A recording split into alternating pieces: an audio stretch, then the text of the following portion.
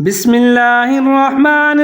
الرحيم الرحمن علم القرآن خلق الإنسان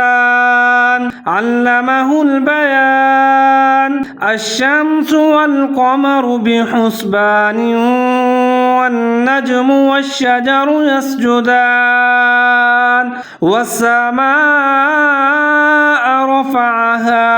ووضع الميزان ألا تطغوا في الميزان وأقيموا الوزن بالقسط ولا تخسروا الميزان والأرض وضعها للأنام فيها فاكهة والنخل ذات الأكمام والحب ذو العصف والريحان فبأي آلاء ربكما تكذبان خلق الإنسان من صلصال كالفخار وخلق الجان من مارج من نار فبأي آلاء ربكما تكذبان رب المشرقين ورب المغربين فبأي آلاء ربكما تكذبان مرج البحرين يلتقيان بينهما برزخ لا يبغيان فبأي آلاء ربكما تكذبان يخرج منهما اللؤلؤ والمرجان فبأي آلاء ربكما تكذبان وله الجوار المنشآت في البحر كالأعلام فبأي آلاء ربكما تكذبان كل من عليها فان ويبقى وجه ربك ذو الجلال والإكرام فبأي آلاء ربكما تكذبان يسأله من في السماوات والأرض كل يوم هو في شأن فبأي آلاء ربكما تكذبان سنفرغ لكم أيها الثقلان فبأي آلاء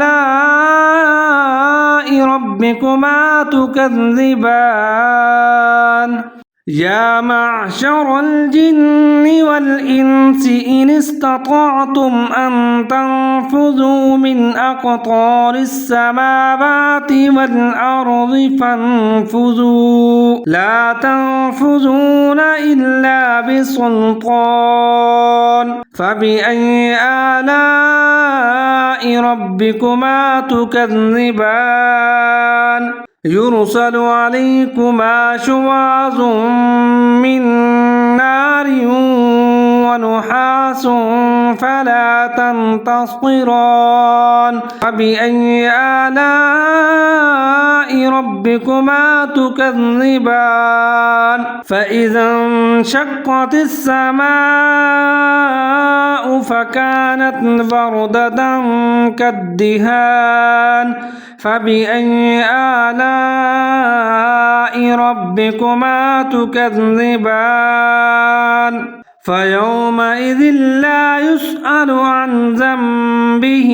إنس ولا جان فبأي آلاء ربكما تكذبان